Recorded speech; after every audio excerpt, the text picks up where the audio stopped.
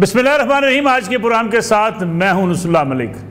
नाज़रीन, मुजव्वज़ा 26वीं आईनी तरमीम के हवाले से बिल आखिर तमाम सियासी जमातें जो पार्लियामेंट के अंदर मौजूद हैं मिल बैठी। सैयद खुर्शीद शाह की सदारत में इजलास हुआ और उस मुजव्वदे को भी सामने लाया गया जिसके बारे में कई रोज़ से मुख्तलिफ बातें की जा रही थी, मुख्तलिफ ख्यालात का इजहार किया जा रहा था। हुकूमत ने वो मुसवदा तमाम सियासी जमातों के सामने रख दिया। अब इस पर दोबारा इजलास कल 2:30 बजे होगा। लगता यह है कि पार्लियामेंट में मौजूद सियासी जमातें संजीदगी के साथ इस मुसवदे पर गौर भी करेंगी, अपनी अपनी तजावीज़ उन्होंने दी भी हैं और मज़ीद तजावीज़ भी देंगी।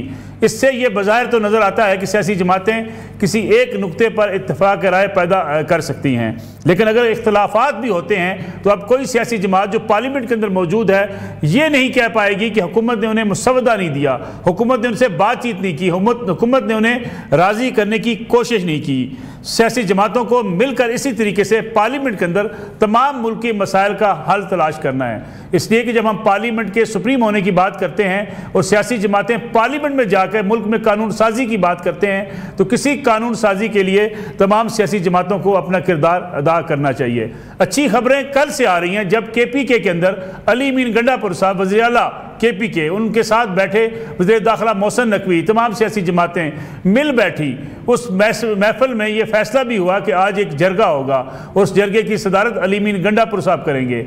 KPK के अंदर जो इस वक्त लॉ एंड ऑर्डर की सूरत हाल है उन मसाइल को हल करने के लिए KPK की हुकूमत तनहा परवाज करने की बजाय वफाकी हुकूमत और सियासी जमातों को अगर मिलकर साथ चलने का ऐलान कर रही है तो ये खुश आइंद बात हो सकती है। इसी पे आज बात करेंगे 26वीं आईनी तरमीम के हवाले से खुसूसी पार्लिमानी कमेटी का जो इजलास हुआ जिसकी सदारत पीपल्स पार्टी के सैयद खुर्शीद शाह ने की। इस इजलास का आउटकम क्या है? क्या आने वाले दिनों में हम ये देख सकते हैं कि सियासी जमातें किसी एक इत्तफाक राय के साथ इन तरमीम को मंजूर कर लेंगी और क्या पाकिस्तान तहरीक-ए-इंसाफ का जो मौक़िफ़ सख्त मौक़िफ़ रहा है उससे भी राज़ी कर लिया जाएगा? इसके साथ साथ मौलाना फजल रहमान भी इजलास में शरीक थे। मौलाना फजल रहमान की भी बहुत सारी रिजर्वेशन सामने आती रही, कभी उनकी पीपल्स पार्टी से मुलाकातें हुई, कभी PMLN से, कभी PTI का वफद उनके पास पहुंचा ताकि नंबर्स पूरे करने के लिए मौलाना फजल रहमान की हमायत हासिल कर ली जाए। लेकिन अगर तमाम सियासी जमातें पार्लियामेंट में मौजूद इत्तफाक राय पैदा कर लेती हैं तो फिर नंबर्स गेम शायद इतनी बड़ी अहमियत इख्तियार ना करे, क्योंकि इल्ज़ामात की सियासत हो रही है। ये कहा जा रहा है अपोजिशन की तरफ से कि उनके अराकीन को डराया धमकाया जा रहा है। दूसरी तरफ हुकूमत ये कहती है कि पाकिस्तान तहरीक-ए-इंसाफ ने अपने खुद कई अराकीन को रुपोश होने का कहा है। सच क्या है इसके बारे में भी बात करेंगे। हमारे साथ मौजूद है पाकिस्तान पीपल्स पार्टी के सीनियर रहनुमा नदीम अफजल चंद साहब। नदीम अफजल चंद साहब, बहुत बहुत शुक्रिया प्रोग्राम में वक्त देने का। आज पार्लियामेंट की खुसूसी कमेटी का इजलास भी हुआ, बहुत ताख़ीर हुई, अगरचे ये इजलास हो गया, कल इजलास को दोबारा बुलाया गया है। आपको लगता है सियासी जमातों में इत्तफाक राय पैदा हो जाएगा? क्योंकि इतना जो मुल्क के अंदर एक हिजानी कैफियत काफ़ी रोज़ से है कि तरामीम आनी है, हुकूमत ने नंबर्स पूरे करने हैं, अपोजिशन कहती है कि हुकूमत के पास नंबर्स पूरे नहीं हैं, हमारे अराकीन को ख़रीदने की बात की जा रही है। क्या ये एक अच्छी पेशरफ्त है जिसे आज के इजलास को समझा जाए? देखिए मलिक साहब, मैं समझता हूँ कि आप ये तो पाकिस्तान पीपल्स पार्टी को दें कि बिल आखिर उन्होंने इस पे डिस्कशन ओपन भी की और तमाम पॉलिटिकल फोर्सेस बैठी हैं, जो स्टेक होल्डर्स हैं पार्लियामान के अंदर, जो जमातें थीं वो आज उनके साथ मुसवदा शेयर भी किया गया। और यही मैं समझता हूँ कि जमहूरियत का और पार्लियामान की यही जो अच्छी रवायात होती हैं और उसमें एक मजा हुआ खुर्शीद शाह साहब को चेयरमैन पर इसलिए बनाया गया कि चीज़ों को क्यास खत्म हो, जो एक पैनिक क्रिएट हुई है वो खत्म हो हमारी सोसाइटी में से। और इंशाल्लाह मुसवदा आप देखेंगे मुत्तफिका, जिस तरह चेयरमैन बिलावल साहब ने अभी फरमाया है कि हम चाहते हैं कि मुत्तफिका हो और ये हमारी प्रायोरिटी है और हम किसी एक सूबे का रोटेशन बेस पे, आप डिटेल पढ़ भी लिया होगा आप जी जी, तो इंशाल्लाह मेरे ख्याल में बेहतर होगा आप। लेकिन क्या आप समझते हैं पाकिस्तान तहरीक-ए-इंसाफ के खदशात भी दूर हो चुके हैं या दूर हो जाएंगे? क्योंकि बाज़ नुकात के ऊपर तो PTI का बड़ा वाज़ेह मौक़िफ़ रहा है। देखें जी, वो कमेटी के अंदर खुल के डिबेट यकीनन हुई होगी, वहाँ गौर साहब भी बैठे थे और की नुमाइंदगी थी। तो मेरे ख्याल में इस वक्त ये तो एक चीज़ क्लियर नज़र आ रही है कि पाकिस्तान तहरीक-ए-इंसाफ भी ऑन बोर्ड है इस सारे मामले में। और इंशाल्लाह आप देखेंगे क्योंकि पार्लियामान के अंदर जब बहस होती है तो पार्लियामान ने अवाम ने अपने नुमाइंदे इसी काम के लिए चुने होते हैं कि आप बैठ के मुल्क के लिए जो बेहतर है वो करें। ये तरमीम किसी की मलकियत नहीं होती, ना किसी एक शख्स के लिए होती है। ये इदारे को मजबूत करने के लिए रिफॉर्म्स होनी चाहिए, वक्त के साथ साथ हमारी रिफॉर्म्स रुकनी नहीं चाहिए। तो जिन सोसाइटीज में तरक्की की है वहाँ रिफॉर्म्स होती रही है तो तरक्की की है उन्होंने। लेकिन नदीम साहब, क्या आप समझते नहीं हुकूमत ने गलती कर ली थी जब एक रोज सारे मेंबरान को बिठा लिया गया और ये कहा गया कि हम पार्लियामेंट में ये मंजूरी करवा कर उठेंगे? उस वक्त ना किसी के पास मुसवदा था, मौलाना फजल रहमान अपनी जगह पर नाराज थे। हुकूमत को इतनी जल्दी थी क्या? लेकिन ये तो आप किसी नून लीग के बंदे से पूछ सकते हैं कि जल्दी क्या थी। मैं इसके ऊपर क्या, बहरहाल मेरे ख्याल में जिस तरह अब वर्किंग हो रही है इसी तरह पहले वर्किंग हो जाती तो उसके बाद पार्लियामान का इजलास बुलाया जाता तो ये बेहतर था।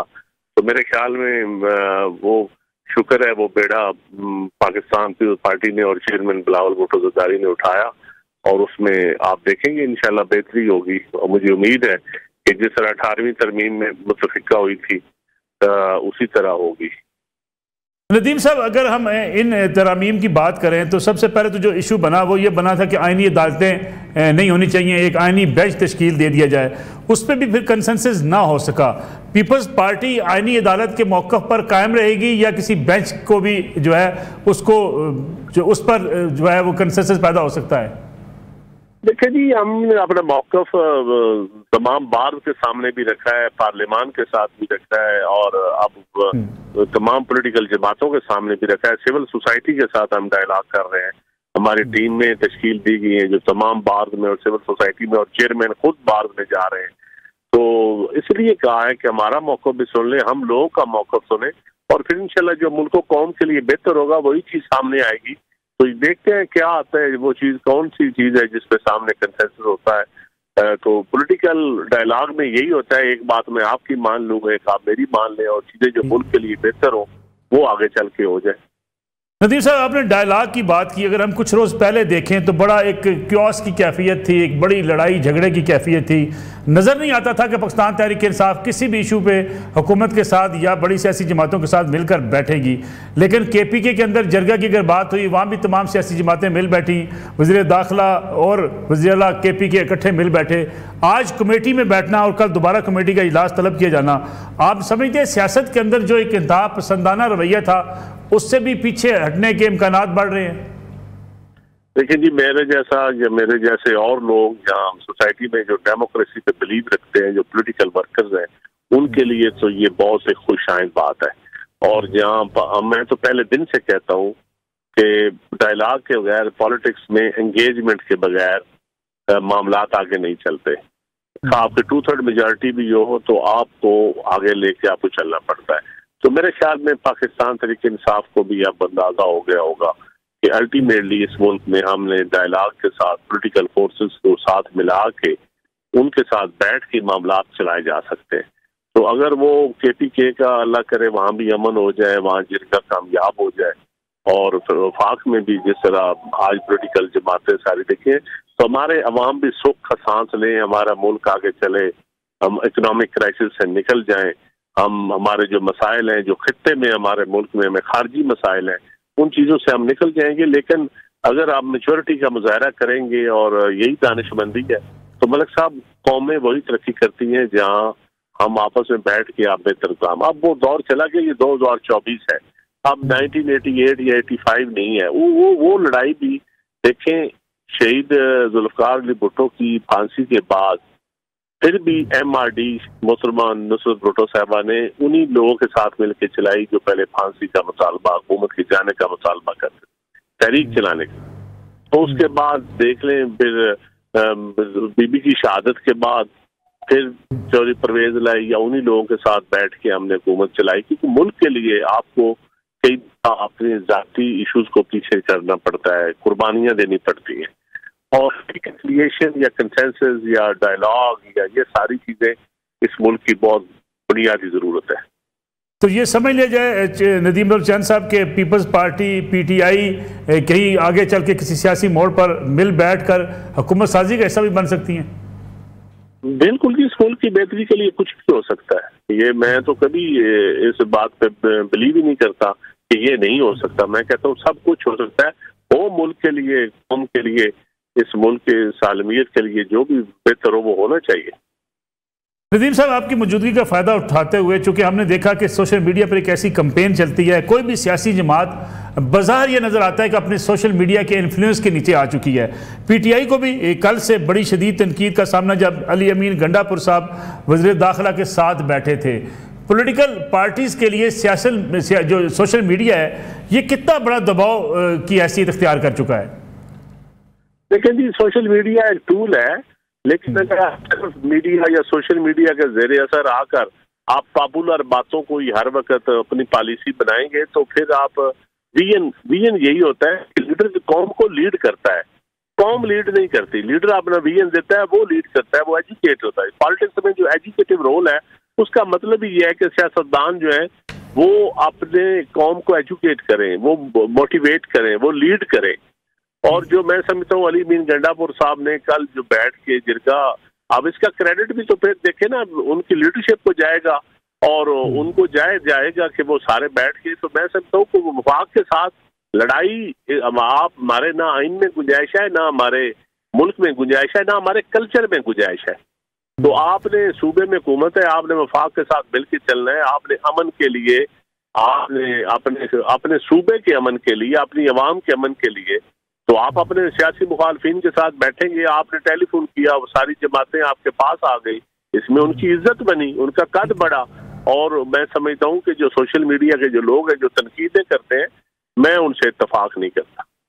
नदीम साहब, बिलावल भुट्टो जरदारी साहब ने तो आज कहा कि हमारे पास नंबर्स पूरे हैं, क्योंकि नंबर्स के हवाले से PTI भी दावेदार है कि हुकूमत के पास नंबर्स पूरे नहीं हैं, इसलिए मौलाना फजल रहमान के पास जाना पड़ता है बार बार।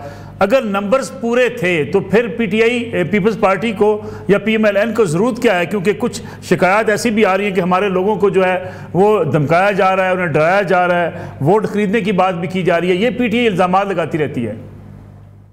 देखिए जी, मेरे ख्याल में मैं तो डराने धमकाने पे या खरीदो फरोख्त पे यकीन नहीं रखता। अगर हुकूमत को ऐसा काम कर रही है तो मैं समझता हूँ ये अच्छी बात नहीं है। डायलॉग के साथ ही आप मिल बैठ के काम करें। जिस तरह अब माहौल पैदा होता जा रहा है KPK के अंदर और वफाक के अंदर, मैं समझता हूँ इसी तरह आगे भी हमें चलना चाहिए। हमें जो नफरत है, जो शिद्दत, जो सियासत में शिद्दत है, उसमें आप जैसे लोगों को भी किरदार अदा करना चाहिए, जो मीडिया के लोग भी हैं, और सियासतदानों को भी किरदार अदा करना चाहिए कि वो शिद्दत, वो पोलराइजेशन वो खत्म होनी चाहिए। नदीम अफजल जान साहब, बहुत बहुत शुक्रिया प्रोग्राम में वक्त देने का। नाज़रीन, एक ब्रेक का वक्त हुआ है, ब्रेक से वापस आएंगे तो हमारे साथ मौजूद होंगे मुल्क के मुमताज़ कानूनदान हाफिज एहसान अहमद साहब।